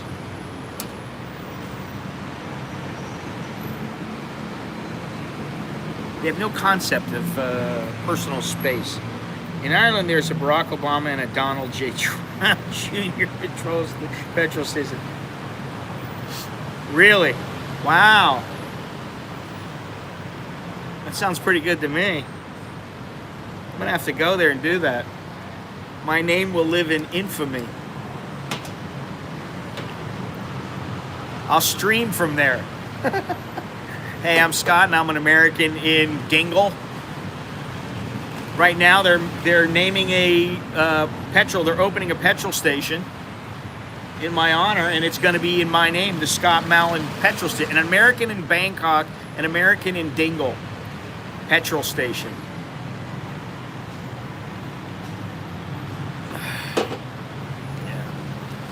Now you see, I think everybody in here is somewhat experienced or has been to Thailand. And that's the other thing, is a lot more people have been here So people don't always buy the bullshit, you know. They don't buy into the bullshit quite as easily as they used to. Otherwise, they'd probably have a lot more stories and a lot more info to talk about, to bring out. I have to ask my mother if she saw fungi.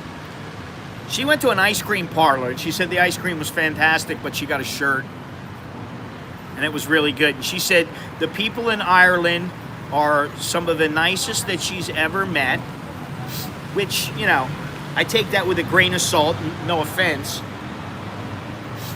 because a lot of times if you're a tourist, people, you know, they seem to be nice to you, but not everywhere. But okay, that's great. It's good to know that they're nice. But she said the one thing that I think she was talking to me, I think the one thing you would have a problem with is the weather. You might not like the weather. And I can tell you, Niall, yesterday, lately, I don't know what it is, I've been feeling like drinking beer. And it's not because I want to get drunk. It's because I feel like having like a nice hearty ale, a nice stout, you know, I just want something heavy like that. And so, hell if I know. I know there's a few, and I could, if you know, there's the Dubliner, there's the Londoner, there's the Robin Hood, there's all kinds of, you know, British pubs, but, you know, the other day I was in the grocery and I was like, man, I want some Guinness. I go in to find Guinness, and of course, yeah, they're really good. I like them, and I like those two songs. And it's pretty funny that the two songs that I like the most so far, "Life Is Good," and the other one is "The Worst Day Since Yesterday," which I think is a fantastic saying. You can turn it around and say it's the best day since yesterday, or it's the worst day since yesterday.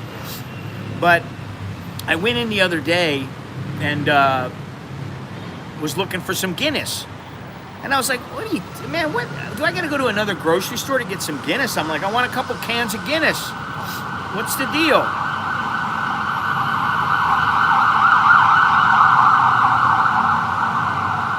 And of course, they didn't have any. So, you know, I was like, I'm not going somewhere. I'm not going somewhere else. I'll just get a beer. So I got this Fuller London Porter beer, and it was very good. Yeah. And how much? Do you know how much the beer is there? The Guinness on tap, like $2.70, $2.60, $2.80, something like that, for a pint. Because the other day in that place where I went for breakfast and watched the fight, it was $2.60 for a pint. I think it was $1.80 for a half pint. But I got this London Porter stuff. Fuller London Porter. It was half a pint, and it was 220 baht. But it was a good beer. It was really good. And then yesterday I had Cooper Extra Stout, which is an Australian beer. And it was 129 baht for 375 liters. Yeah. See, that's a little more reasonable, man. But when you start charging like $9 or $8 for a beer here, I don't care where it. Man, this is Thailand. The cost of living is not the same as in Europe or in the United States. It shouldn't be. But you know, and it's all because of the import fees and everything. I understand, but you can't buy Guinness unless you go to a pub. You can't buy it in a grocery store. They don't sell it. But the other day, yesterday, I bought that Australian Cooper beer, Cooper Extra Stout, and it was really good, very, very good. And it was 129 baht for a bottle. Man, but you know, the thing is that they've got so many craft beers. And you know, I'm sure some of them are good, but sometimes I just like, I wanted a Guinness. I know Guinness is good. I like Guinness. I like that it's almost like a meal. You have a pint of Guinness, I mean, I could drink a pint of Guinness every single day. Yeah, I know. I mean, but you know, listen, the prices in that place were ridiculous. You wanted pad thai, and pad thai, like chicken pad thai, it was 190 baht. I'm like, you gotta be fucking kidding me. Seriously? 190 baht for some pad thai in Thailand? I don't care if it is a restaurant. It's ridiculous. 80 baht, 100 baht. Okay, I can understand. I can fathom that. But 190 baht, it was just too much, and I was like, nah, can't do it.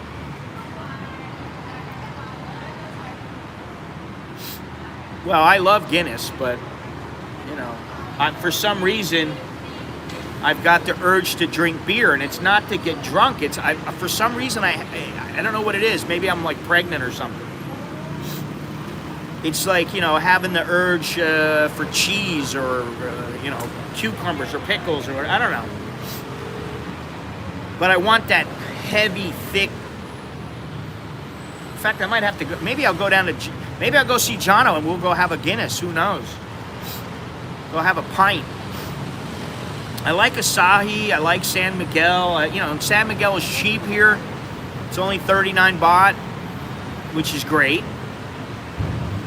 But the fact that they don't sell Guinness here, I'm like, you got to be kidding me. And there is I'm going to actually, maybe the next stream, I'm going to do a thing about prices of Guinness around the world. I think I'm going to talk about that.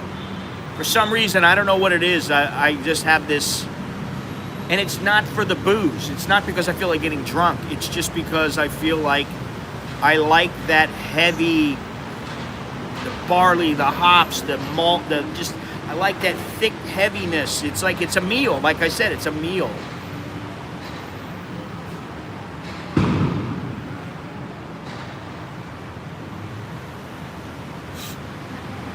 What was that?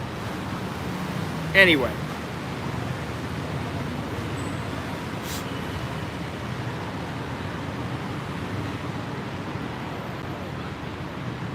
Alex refuses to drink. I've asked him if he wants a sip to just to taste it. No, I don't want it. I'm not drinking. Nicholas, on the other hand, you know, he'll have a little sip and he'll be like, not a big deal. And then he goes and brags to his friends, you know.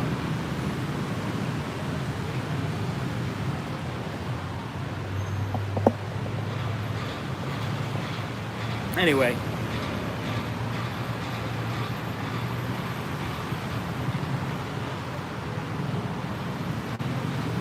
The one thing that I did see, and I have checked on, is that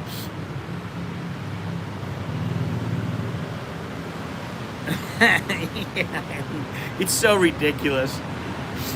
It's for me, it's just like, you gotta be kidding me.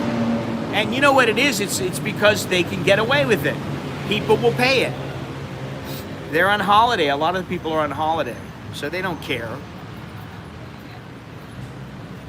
I can tell you, listen, back when I first came here, I used to spend $100, $150 a day, including the hotel room. You know, I'd spend $100, $150 a day. I'd just budgeted my money out, and I'd stay here for 10 days or 2 weeks or a week or whatever it was. And I didn't care. As long as I stayed within my budget, I didn't care. I didn't care if I went home and I had no money in my pocket, and I did that a couple times. I just had the money to... I just had the money to pay for the departure tax back in the day. I just have that in my pocket, enough to pay for the taxi driver. I'd be flat broke. I'd get home, I'd be like, all right, well, you know, there went all my vacation money. Good morning, Jared. We were just talking about Aussie beer. Cooper Extra Stout. Good stuff. I had a British hand pump tap that would take all the CO2 out of the beer and you'd get it done. Listen, to be completely honest, if I had the means, I wouldn't have a problem, you know, getting like a little half keg or even a keg of Guinness. But the problem is, I think it doesn't last all that long.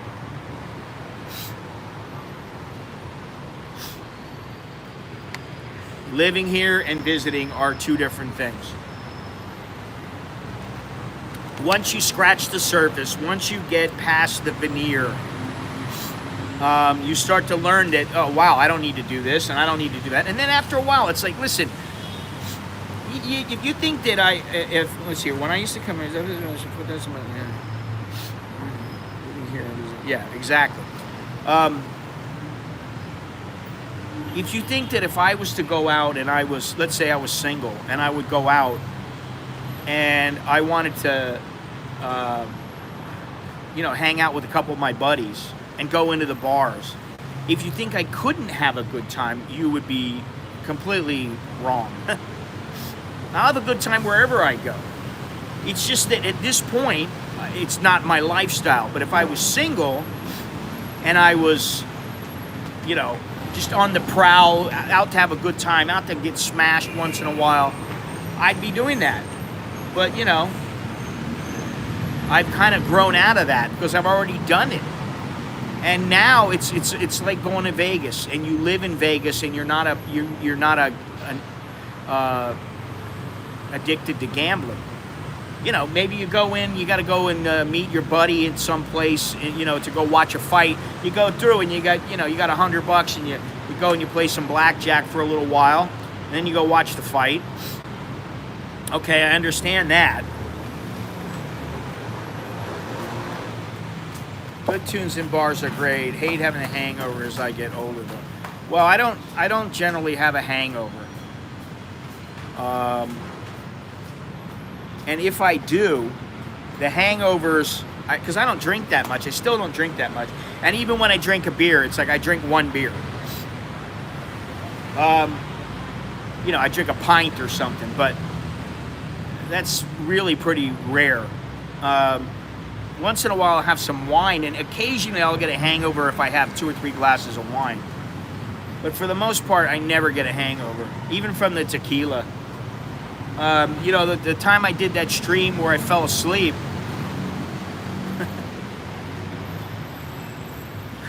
freaking hilarious. The time I did this stream where I fell asleep because I was drinking so much tequila, I was a little groggy the next morning, but I didn't have a real bad hangover. And I think it was just because it was good tequila I was drinking. I was drinking some good tequila. I wasn't drinking junk.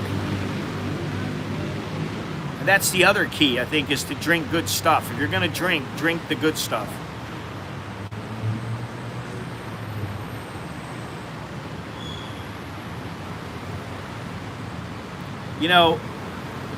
I got sent some craft beers months and months ago, and I was worried about putting them online and drinking on video. I don't think I would be so worried now, but still it's a little bit dicey because you don't want the Thai government thinking that you're promoting booze.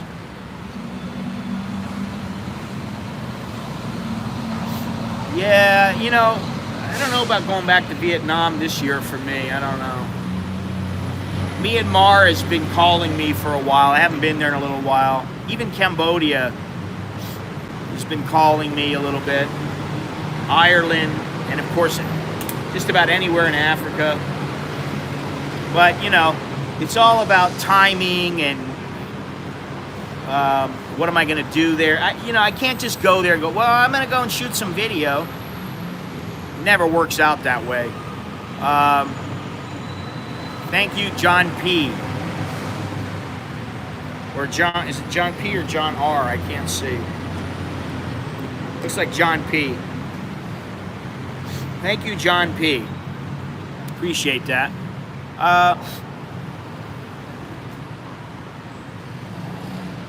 There's so many places I want to go. You know what? And I know, like, my father said something to me a while back about how, why do I want to go there? What's it going to do for me? And he was talking about going to Komodo Island. or Rinca in Indonesia, and because I wanted to photograph the Komodo dragon. And see you later, Niall. Take it easy. And you know, I kind of understand that. So now, and increasingly more so, because I just don't like to travel as much. I gotta have a reason, something that motivates me, something that really gets me excited. And Hong Kong got me excited. Vietnam got me excited. Bangladesh even got me excited last year. I was very excited about going to these places. Now I'm not so excited about Hong Kong. And I can tell you that right now in Hong Kong, people are more worried about catching the virus than they are about overthrowing the government or protesting what the government stands for. So that's a kind of a dead issue right now, at least temporarily. It's in a little bit of a coma.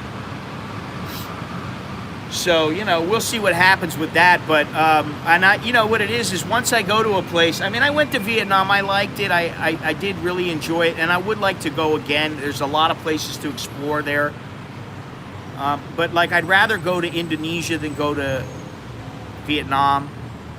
I haven't been to Laos in many years, so that's a place I'd like to go. I haven't been to Myanmar in a while. Kazakhstan, yeah, I actually know somebody, a boxer. Oops, sorry. I know a boxer in Kazakhstan, and I'm sure if I contacted him, he was a good dude. He used to fight. Anybody who knows the fight business knows who he is. His name was Kid Diamond. I don't remember his real name. I'd have to look it up, but his name was Kid Diamond. He fought some good fighters, and he beat some really good fighters. He was a good fighter. And I met him in Russia and hung out with him and his team. And, you know, I'm still connected with them and everything, so I probably could go there. But, you know, I can only go to so many places. The Congo, of course, is something, and, you know, like I said, there was one viewer who wrote me, emailed, and I emailed and asked him some questions and stuff, and it's pretty much aligned with what I thought, because, you know, I've really looked into it for years. I'm like Jono when it comes to the Congo. Jono took like 10 years to come to Thailand. He planned it out for 10 years. It's taken me at least 5-6 years of thinking about it, planning it, learning about it, and I do want to go there, but I want to make sure that I come back alive. And then I have enough money to go there. I don't want to just go for, say, oh, I'm going to go there for 5 days. It's not the kind of place that you go for 5 days. If you want to go to Myanmar for, say, 5 days, you can. You go to one of the major cities and you can go. I think Togo would be more expensive to fly there. Flying there would be more expensive, but maybe being there would be cheaper, and I don't know. But it's not really a place that's on my list of places I need to go. Just because the Hobo Traveler went there or something, I don't need to go there. I want to go to some places that have a little more grit, that are a little more dangerous. You know, I got to get excited about it. I got to have that little bit of worry in me. I've got to have that angst. I've got to have that, you know, I don't even know how to describe it really, but angst is a good word. I need to have that. And I don't get that from Vietnam. I don't really get it from Indonesia at all either. There's not many places I do. But, you know, we'll see. We'll see. But, you know, again, it needs to be a place where now I'm at the point where, you know, I've got my press pass. I'm good to go just about anywhere. I gave Venezuela a lot of thought, and it's just, you know, listen, Chuck wanted me to go there. And, you know, it's far. I've been to Borneo. I've been to Borneo. I've been to Indonesian Borneo. I haven't been to Malaysian Borneo, but I've been to Indonesia Borneo. Now, one place I've been thinking about is East Timor, and another place I thought about, and I don't know, I just hesitate. is Papua New Guinea, but East Timor is somewhere there's a good chance I could go there. So, you know, that's good. Bolivia and, you know, you're talking halfway around the world, Gennaro. I mean, you know, it's a lot of money. You know, it's nice I get, you know, it's nice I get donations. I get people helping me. I get people contributing, you know, whether they're buying books or buying shirts. The shirts have been helping because now I'm starting to sell a little bit more. And they have helped a little bit. But, you know, it's really... It just kind of helps day to day. It doesn't really help, like, it's not like I'm, you know, getting $500, $1,000, you know, something like that. And, you know, or I've got a magazine that's like, oh, we'll shell out a couple $1,000 and you can go to this place. That's not how it works anymore. It's much different even than when when I went to the Olympics, I basically had to beg, borrow, and steal to get there. Well, I didn't have to steal, but I had to talk to every single magazine and, you know, try to make sure I was going to get paid in a timely fashion. Could you fork over a little advance, you know, half the money up front? And oh man, it was tough to get there. And that was only 12 years ago, 13 years ago when I started trying to get there. And that was tough.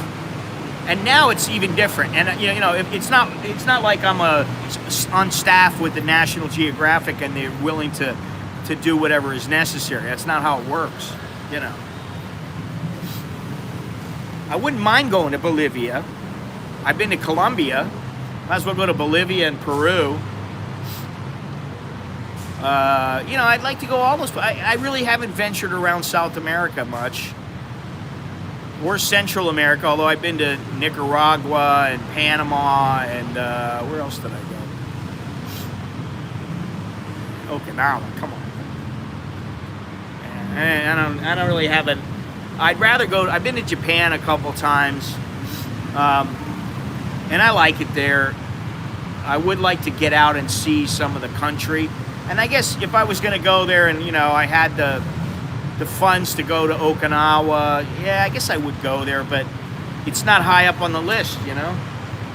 Where's the danger? Where's the excitement? Where's the story? You know,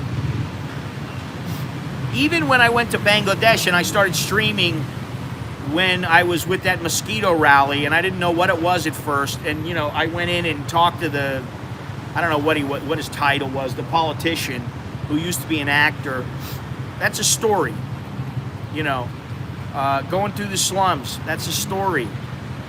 You know, there's a story there, you know what I'm saying? So there has to be some kind of a story that I can either write about, shoot about, stream about, shoot video. And, you know, when it comes to the video, I'm not all that good at getting everything done. I need help. I can only do so many things in a day. Which is another thing. I saw that there's this, and I'll close it out with this. I saw there's this thing, it's called the 135 rule. It's supposedly to, holy Jesus. Oh my God. I'm not even gonna say a word, it's funny. It's called the 135 rule. And it's you do one major thing, one medium thing, and you do 5 little things every day. Because I was like, how many things do I do every day aside from the usual, you know, brush your teeth, comb your bald head, you know, brush your teeth, whatever, you know, have breakfast. Aside from all that stuff, what else do you do every day? Okay, you know, if you got to do one big thing, what's it going to be? Today, the big thing is I'm streaming. That's the big thing of the day for me. It's my streaming. Because it takes up a chunk of time. It takes up a little bit of energy. But I, like yesterday, I had a bunch of things to do, and I was like, okay, I got a list of 9 things here. I don't know if it fits in the 135 mold, you know, but I'll see how many I can get done. And I got like 3 things done out of 9. So now I got 6 things left, and it goes over to the next list when I got more things to do. You know what I mean? So I can only do so much in the day. Anyway, been a long stream, almost at 2 hours, which is about an hour more than I wanted to do. But that happens. Bottom line is, you know, Thai chicks are different. They're different from any other chick. Just like if you go to Brazil, you see Brazilian chicks, most guys, if they're, you know, young and virile, they're gonna be like, oh, wow, oh, I have to, you know, this is not the same as back home. It's the differences. It's the external obstacle. It's the almost the impossibility of making a relationship work, or just a lack of desire. That's the other thing. And you know, you just want your little short-term thing, and you know, you don't want to deal with it. That's why guys, you know, they tend to fall, or they tend to get involved in these situations. There's 4 of them walk by right now. There you go. There you go. I don't know where they work, bank or something. But even today, it always happens. There's always some knucklehead falling in love with some chick who, you know, she works at the G Spot or you know, the Hillary Bar or whatever, you know, and they're falling in love, professing their love. There's always going to be the chowderheads. So, I guess that's all I got. We still got 63 people here, which I find pretty, to be pretty good. Not bad. Oh man, this is great. All right, so let's see, where do I go from here? Because I got to look at my notes, because I'm old and my memory is failing me. Thank you to all those who viewed and who contributed. Much appreciated. Join me on another stream, probably on Thursday or Friday. Watch the videos. I will have a newer video going up on Saturday, and then Sunday, or Monday rather, Monday morning, streams go up. A quartet of goat. Leave it to Gennaro to bring that up. Streams usually Sunday, Tuesday, and Thursday, Sunday, Wednesday, and Friday, something like that. Whenever I feel like it. Whenever I damn well feel like streaming. Please hit subscribe, hit that, smash that little bell, hit like. Yeah, like, you know. Make sure there's more likes than thumbs down. That's a good thing. Although it doesn't really matter, it's all interaction. People just don't get that. Hit share. Leave a comment below. Check out the description for further details. Check out the merch. Should be right there. In fact, I'm gonna, let me see here, to purchase merch. I'm gonna put that right in. I don't know that it's just better in Thailand. Honestly, I don't know that it is just better. It's not quite that simple. I mean, I've been to Cannes, France before, and believe me, it's quite nice there. The people are very nice there. You know, I've been to Guyana. The people were fantastic there. Wherever you go, if you're decent, generally you're treated fairly well. But living in a place and visiting are two different things. And if you're a man and you come here, have your fun, leave, make friends. You know, I mean, there's no reason you can't make friends with a chick. And, you know, you have this little love affair and you're like, everything is great. Oh, baby, you know, you're so beautiful. And you can have that love affair. You can have that little love affair. And then you, guess what? You go back home and, you know, you're in your world, she's in her world. But you stay in touch. And now you can stay in touch by, you know, a variety of ways. Line, WhatsApp, Skype. Do they even have net-to-phone? So you can keep in touch, but if you're not really serious about living here, or God forbid, bringing her back over there after you come over here once or twice, and you know, you decide, I'm gonna bring her back to America. Why not just have fun and, just say, hey, keep in touch, and, your friends, or like they say here, you're friends with benefits, gig in a cock, special friend, you can always have that. There will always be Bangkok, there will always be Chiang Mai, my love. We'll always have that together. You can have that, you go back home, just don't get too caught up and don't expect too much. Because if you do, you're gonna get your heart broken. And if you're a guy, you don't need that. Be strong, be smart. Think with the big head, not the little head. And understand, if you're just a tourist, and if you're not a tourist and you're an expat, it seems like more and more people are listening. Take your time, get involved slowly, learn a little bit of the language. And it's easy to say no. It's easy to turn, to just keep your wallet closed. It's not that difficult. So, anyway, that's all I got. Once again, don't forget about all the stuff down in the description. If you need any info, send me a message. Visit my website. Don't forget about Manscaped. I saw that in the Deontay Wilder Tyson Fury fight. Manscaped had the round card girls were wearing Manscaped outfits. They're spending some serious dough, big time company now, and yeah. Well, to fall in love at a bar is easier. That is. I heard it's more fun. More fun in the Philippines. I don't know. I like the Philippines. I don't particularly like the attitude that some of the Filipinos have. I just got a message the other day. Let me see if I can read it real quick before I go.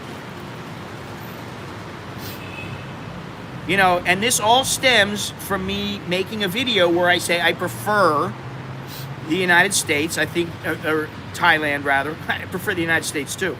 I prefer Thailand over the Philippines. I have many friends still in the Philippines.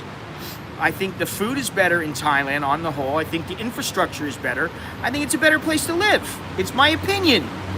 Now, even after how many years, like 5 years, this guy writes me, hello, Scott, now it's 2020. How's Thailand? Are you still there? Like he couldn't find out for himself. He had to ask me. Many expats are now moving to different Asian countries because of tight laws for expats. I do hope that you will not come here to our country, LOL, and it's a Filipino. It's never an American guy or anybody like that, So this is the mentality, and I don't like it. And they're not all like that. I understand that, but you say one bad thing about their country, and and I didn't even really say anything bad. I said I don't like their food. I don't particularly like it. Thailand suits me better than it suits than the Philippines. What's so difficult about that? And they hated me for it. I got so much hate for that, but then I get hate all the time. So whatever, it doesn't really matter. It's all good. It's all good in the hood. And yeah, unless anybody else has anything exciting to say, that's all I got. Until next time, I'm Scott, and I'm an American in Bangkok. Good talking to everybody. Fun stream. Until next time, Chok di la jerken mai, which is good luck, and see you again. I do believe Thais want to be in Thailand, unlike the Filipinos. Yeah, well, there you go. Right there. That about says it. Most Thais, while, like my wife always says, can we go live in America? And I'm like, you know how much more expensive it's going to be? What we're going to have to go through? And I spell it out for her, and she's like, not right now is what I always say. But a lot of Thais, they don't even want to get involved with foreigners. But there's still a lot that they don't want to leave the country. They love their country. In the Philippines, everyone wants to get out. Not everybody, but a large percentage of the people, they're like, yeah, I want to go. I want to go live in America. I want to get married to a foreigner. Okay, but whatever. Have at it. To each his own. That's the beauty of individualism and freedom of speech, freedom of thought. You can be and do whatever you want. And if you don't want to like me, that's fine, because I believe Thailand is better for me, then that's fine. Doesn't matter. You can feel however you want. You know, it's quite simple. You want to live there, keep living there. Otherwise, you know, that's all I got to say about it. So until next time, I'll talk to you guys later, okay?